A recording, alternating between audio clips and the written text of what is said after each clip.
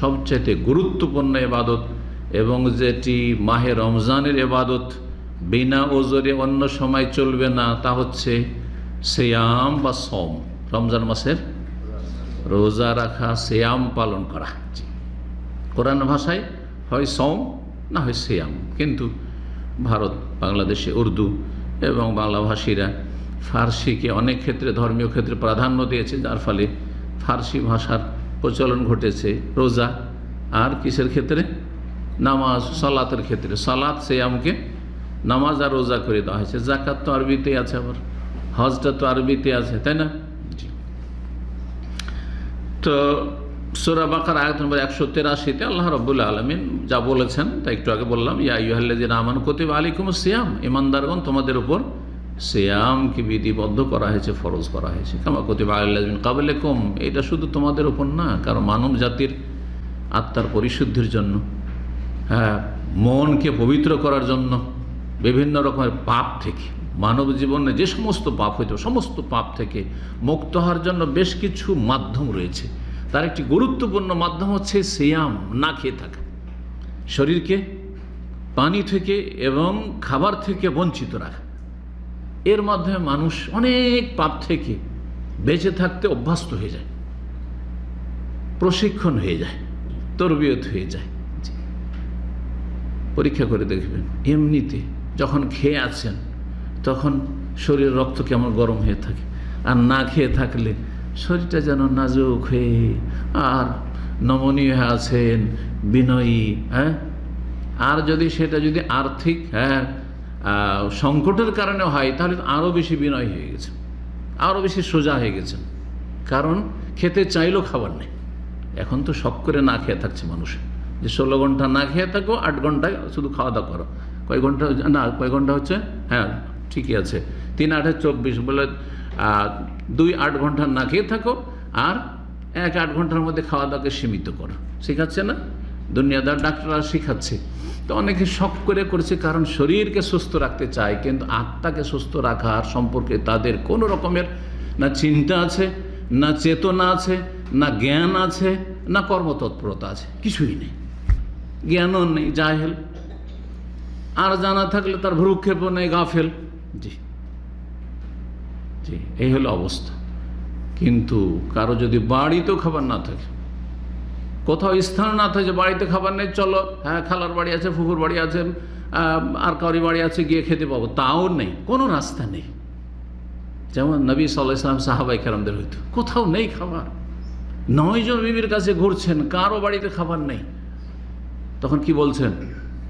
রমজান ছাড়া অন্য সময় এজান আনা সাহেব, যখন না খেয়েই থাকতে হবে, তো নফল সিয়ামটা আজকে রেখেই নি, আছে না হাদিসে? ওই রকম যদি আপনার আমার পরিস্থিতি হইতো, কোথায় যেতেন? জি, কত নিয়ামতে আছেন, আল্লাহ শুকরিয়া আদায় করেন, কত নিয়ামতে আছেন। তো মানুষকে পাপ থেকে বাঁচার তরবিয়ত, একটি গুরুত্বপূর্ণ তরবিয়ত হচ্ছে পানাহার থেকে নিজের শরীরকে বঞ্চিত রাখা। এর মাধ্যমে কলবের তাহারা, পবিত্রতা, তাজকিয়া হবে।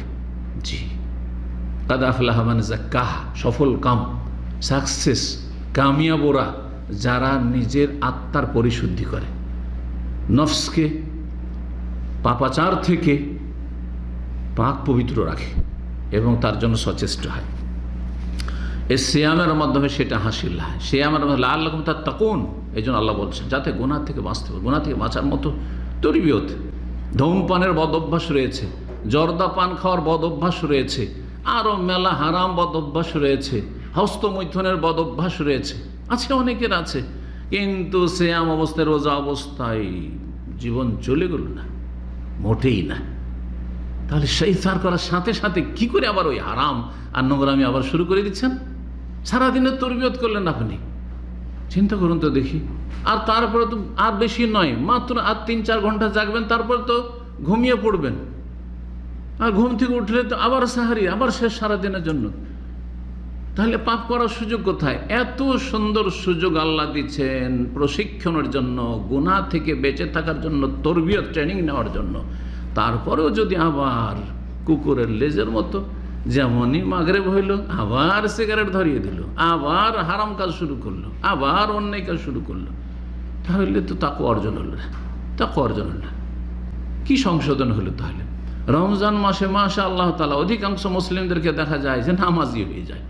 গোটা মাসটা এত সুন্দর তরবিয়ত করলেন, 5 ওয়াক্ত সালাত পড়লেন, কত শরীরও আরাম পেয়েছে, মনটাও আরাম পেয়েছে, মানসিক শান্তি হয়েছে, পারিবারিক শান্তি হয়েছে, সব দিক থেকে শান্তি হয়েছে, আল্লাহকে সন্তুষ্ট করে শান্তি পেয়েছেন, আল্লাহ আপনার রাজি। তারপরে কি করে আবার শয়তানকে রাজি করতে লাগলেন 11 মাস ধরে, আর জান্নাত থেকে দূরে হয়ে গেলেন, জাহান্নামের কাছাকাছি হয়ে গেলেন। আল্লাহ বুঝার তৌফিক দান করুন। রমজান মাসের সিয়াম গুরুত্বপূর্ণ ইবাদত, আর এটি ঠিক রাখার জন্য তার চেয়ে গুরুত্বপূর্ণ যে ইবাদতগুলি সেগুলি অবশ্যই পূর্ণরূপে থাকতে হবে। অর্থাৎ ইসলামের যে 5টি খুঁটি তার একটি গুরুত্বপূর্ণ ইবাদত হচ্ছে 5 ওয়াক্ত সালাত। আপনি যে মুসলিম, জন্মসূত্রে কালিমা পেয়েছেন অথবা কালিমা পড়েছেন, তার স্বীকৃতি দিয়েছেন নিয়ম মুসলিম হয়ে, এটাকে টিকিয়ে রাখার জন্য 5 ওয়াক্ত সালাত। সালাতের সময় আসলো, নামাজের সময় আসলো, আর আপনি নামাজ পড়লেন, তাহলে আপনি আপনার কালেমাকে টিকিয়ে রাখলেন।